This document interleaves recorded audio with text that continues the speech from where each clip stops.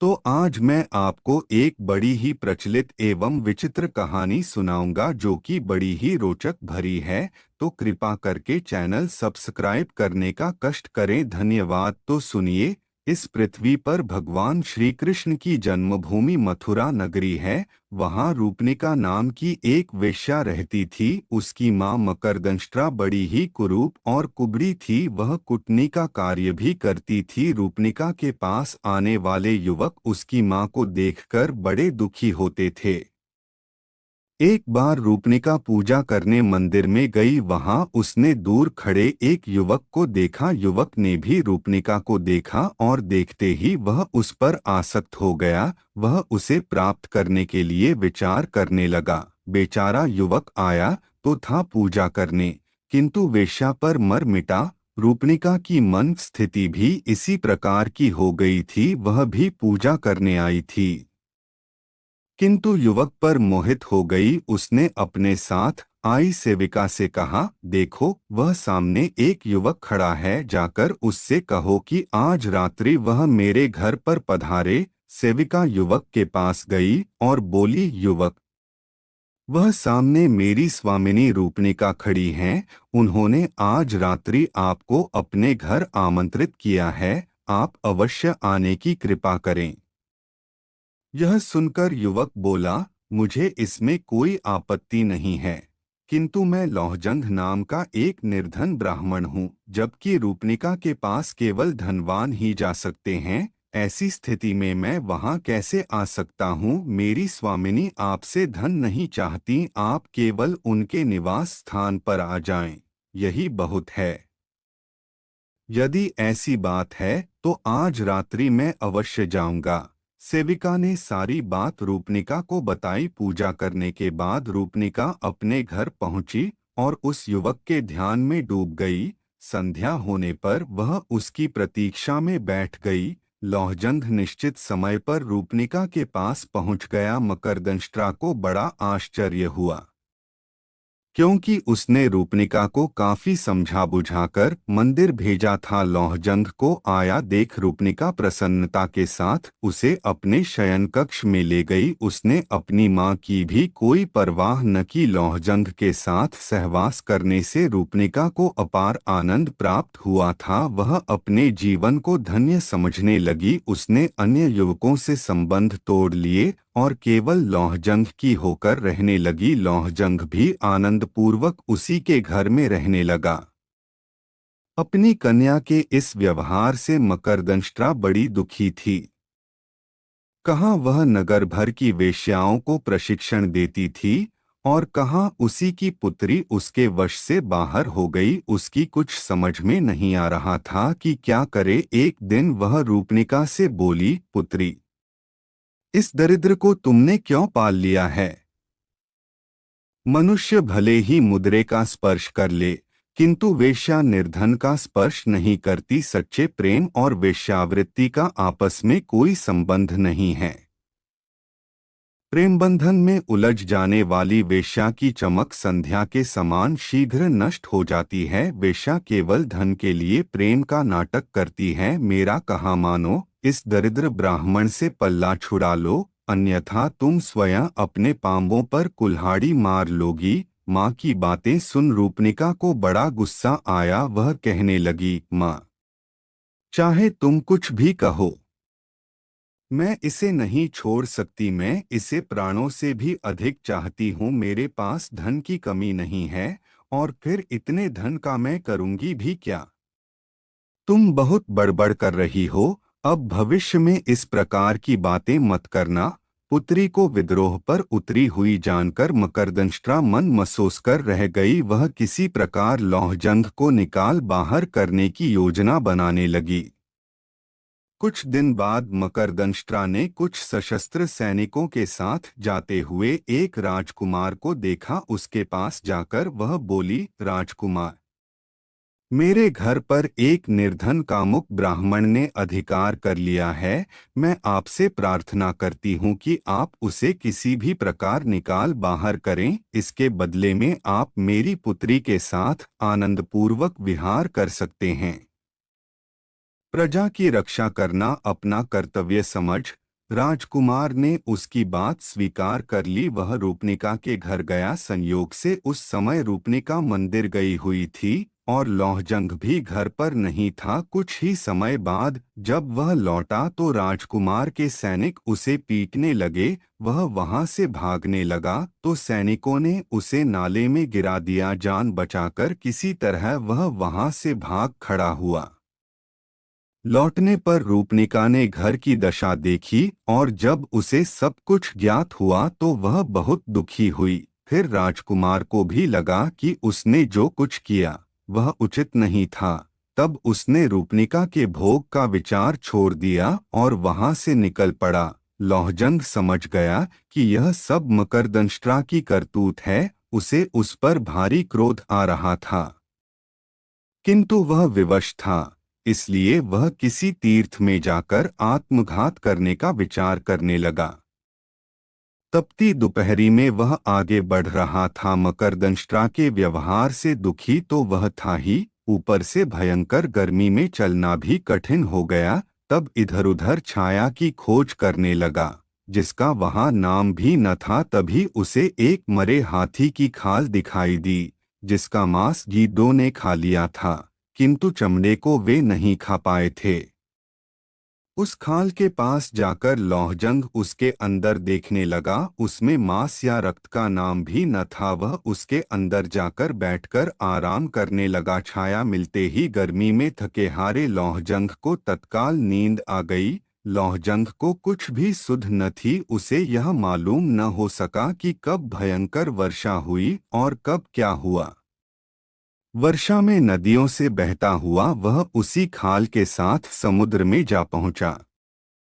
समुद्र में वह खाल के साथ ऊपर नीचे हो रहा था तो एक गरुड़ ने उसे देख लिया। उसे मांस का पिंड समझकर गरुड़ झपटकर उसे एक टापू पर ले गया। वहां उसने हाथी की खाल को उधेड़ डाला, किंतु उसमें मांस का तो नाम भी न था, अपितु अंदर एक जीवित मनुष्य बैठा था। तब उसे वहीं छोड़कर गरुड़ उड़ गया। नींद खुलने पर खाल में बने छेदों से लौहजंग ने बाहर देखा तो उसकी कुछ भी समझ में नहीं आया। उसे यह सब स्वप्न के समान लग रहा था।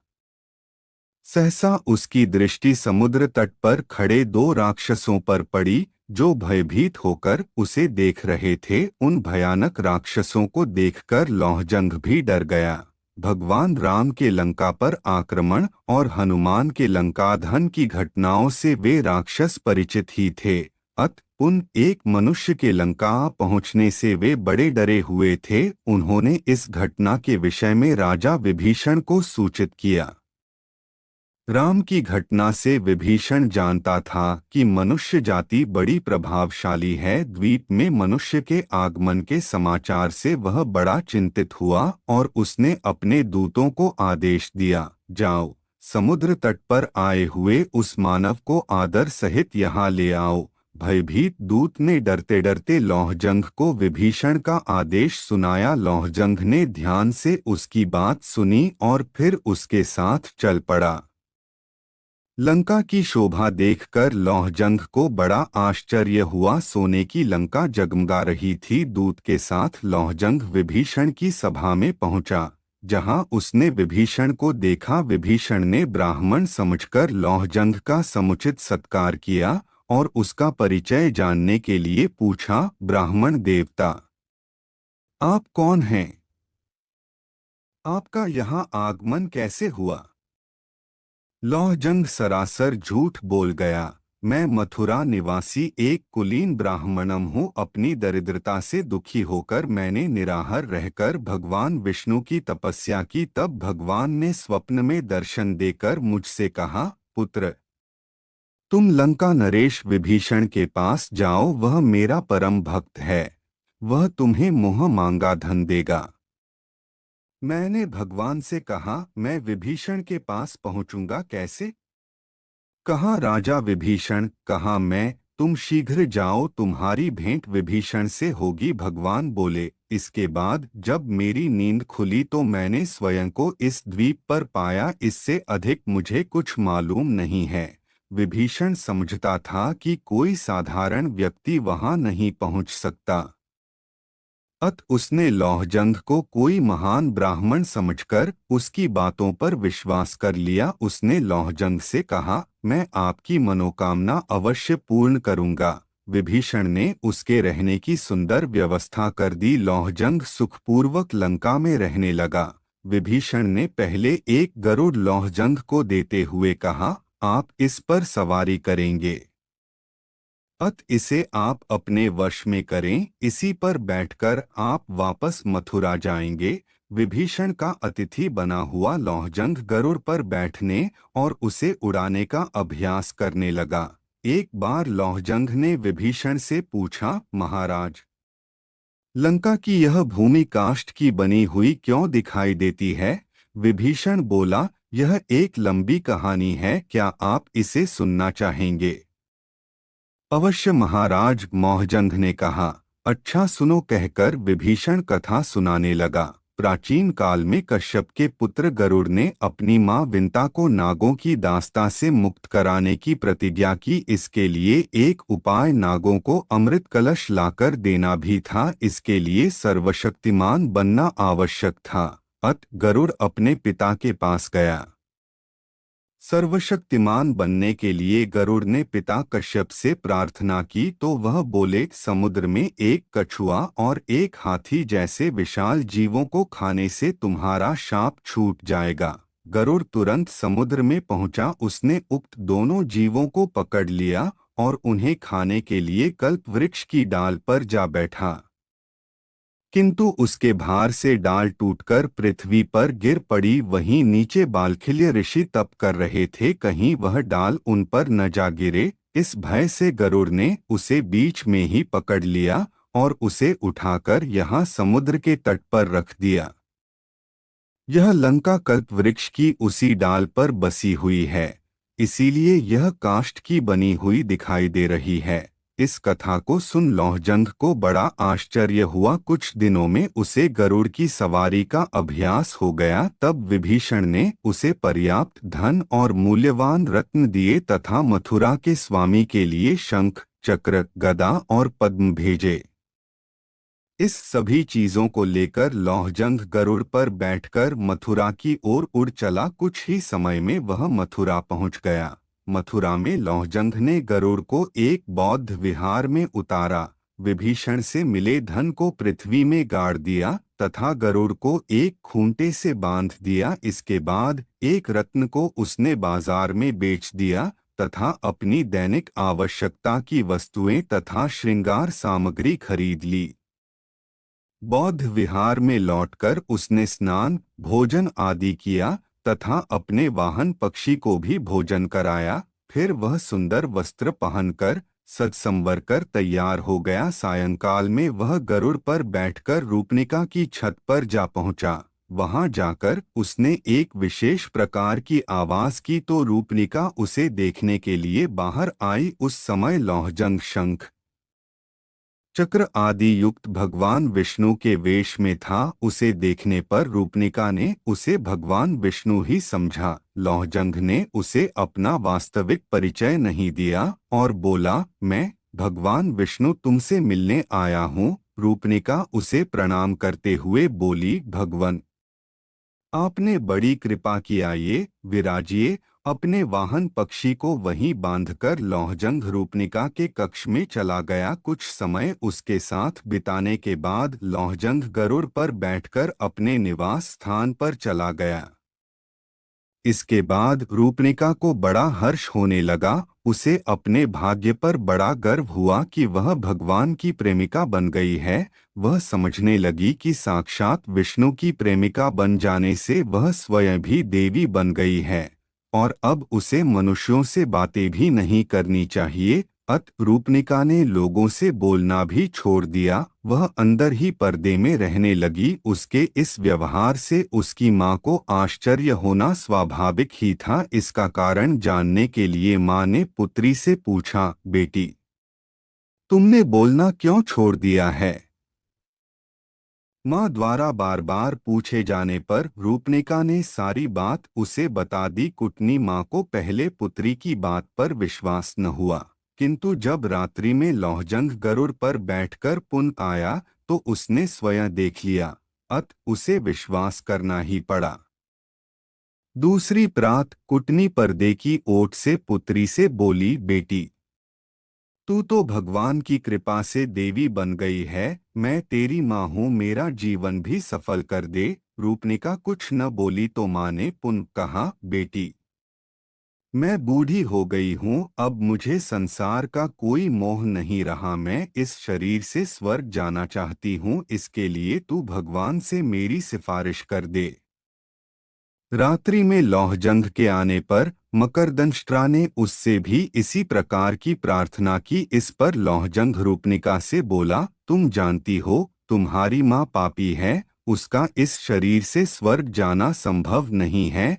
एकादशी को स्वर्गद्वार खुलने पर पहले शिव के गण वहां प्रवेश करते हैं। यदि तुम्हारी माँ शिव के गणों का वेश बना ले तो हो सकता है कि उसे भी प्रवेश मिल जाए। इसके लिए हमें क्या करना होगा? रूपनिका ने पूछा। उसका सिर 5 जगह से मुंडवाकर 5 चोटियां रखनी होंगी, गले में हडिड्यों की माला पहनानी होगी तथा आधे शरीर में काजल और आधे में सिंदूर पोतना होगा, तभी उसे शिवगणों में मिलाया जा सकेगा। उसके ऐसा करने पर ही मैं कुछ कर सकता हूँ। यह सब बताने के बाद लौहजंग ने रूपनिका के साथ विहार किया, फिर लौट गया। रूपनिका ने यह उपाय अपनी माँ को बताया तो वह ऐसा करने के लिए सहमत हो गई। एकादशी के दिन उसने नाई बुलवाया और लौहजंग के बताए अनुसार सिर मुंडाकर तैयार हो गई तथा रात्रि होने की प्रतीक्षा करने लगी। यथासमय लौहजंग वहां आया, उसने रूपनिका के साथ रमण किया। इसके बाद जब वह जाने लगा तो रूपनिका ने अपनी माँ को उसके साथ भेज दिया। कुटनी को गरुड़ पर बैठाकर लौहजंग उड़ चला। मार्ग में एक मंदिर के पास चक्र के चिन्ह वाले पत्थरों के कुछ खंभों को देखा तो कुटनी को एक खंभे पर बिठा दिया और उससे कहा, मैं शिव के गणों के पास जाता हूँ और तुम्हें स्वर्ग में प्रवेश दिलाने का प्रयत्न करता हूँ, तब तक तुम मेरी यहीं प्रतीक्षा करो। बुढ़िया कुटनी को वहां बैठाकर लौहजंग उड़ गया। आगे एक मंदिर में रात्रि जागरण हो रहा था, लोग कीर्तन कर रहे थे। लौहजंग आकाश से ही उनसे बोला, भक्तों, आज तुम पर महाविनाशक महामारी गिरने की संभावना है। उससे बचने का केवल एक ही उपाय है कि सब मिलकर भगवान का भजन करो। इसके बाद वह पुनः आगे बढ़ गया। आकाशवाणी सुनकर भक्त जोर जोर से कीर्तन करने लगे। इसके बाद लौहजंग अपने निवास स्थान पर गया। अपने वाहन को एक खूंटे से बांधकर उसने अपना भगवान का वेश उतार दिया तथा इसके बाद वह स्वयं भी कीर्तन करने वालों में जा मिला। खंभे पर बैठी हुई कुटनी थक गई थी। वह मन ही मन विचार करने लगी कि आखिर भगवान क्यों नहीं आए। थकने से वह कभी भी नीचे गिर सकती थी, अत वह चिल्लाने लगी, अरे अरे, मैं गिर रही हूँ, मुझे बचाओ। कीर्तन करते लोगों ने उसका चिल्लाना सुना तो उसे महाविनाशक महामारी समझा, अत वे बोले, नहीं नहीं, मत गिरो, महामारी न गिर पड़े। इस भय से मथुरा के लोग सारी रात भयभीत बने रहे। प्रात काल राजा और प्रजा सभी ने उस खंभे पर कुटनी को बैठा पाया तो उन्हें बड़ा आश्चर्य हुआ। उसे पहचानकर लोग अपनी हंसी रोक न पाए। इस सूचना के मिलने पर रूपनिका भी वहां आई। अपनी माँ को इस स्थिति में देख वह आश्चर्य में डूब गई। किसी प्रकार कुटनी को खंभे से नीचे उतारा गया। पूछने पर उसने अपने साथ बीती सारी घटना लोगों को कह सुनाई। लोगों ने इसे सिद्ध पुरुष द्वारा किया गया एक मजाक समझा। सभी कहने लगे, इस कुटनी ने कई युवकों को ठगा है, चलो आज कोई इसे ठगने वाला भी मिल गया। निश्चय ही वह कोई पहुंचा हुआ व्यक्ति होगा। इस घटना से राजा का भी अच्छा मनोविनोद हुआ, अत उसने घोषणा कर दी कि इस कुटनी को दंड देने वाला हमारे सामने आ जाए, उसे सम्मानित किया जाएगा। घोषणा होने पर लौहजंग राजा के सामने आ गया। उसने विभीषण द्वारा दिए शंख चक्र आदि उपहार भी राजा को सौंप दिए। इसके बाद लौहजंग का सम्मान किया गया और उसकी शोभायात्रा निकाली गई। चारों ओर उसकी चर्चा होने लगी। राजा ने रूपनिका को वेश्यावृत्ति से मुक्त कर दिया। लौहजंग ने कुटनी से अपने अपमान का बदला ले लिया और फिर वह सुखी एवं समृद्ध जीवन बिताने लगा। ऐसी ही अच्छी कहानी देखने के लिए हमारे चैनल को सब्सक्राइब करें तथा बेल आइकन को दबाएं ताकि नई कहानी आप तक सबसे पहले पहुंचे। धन्यवाद।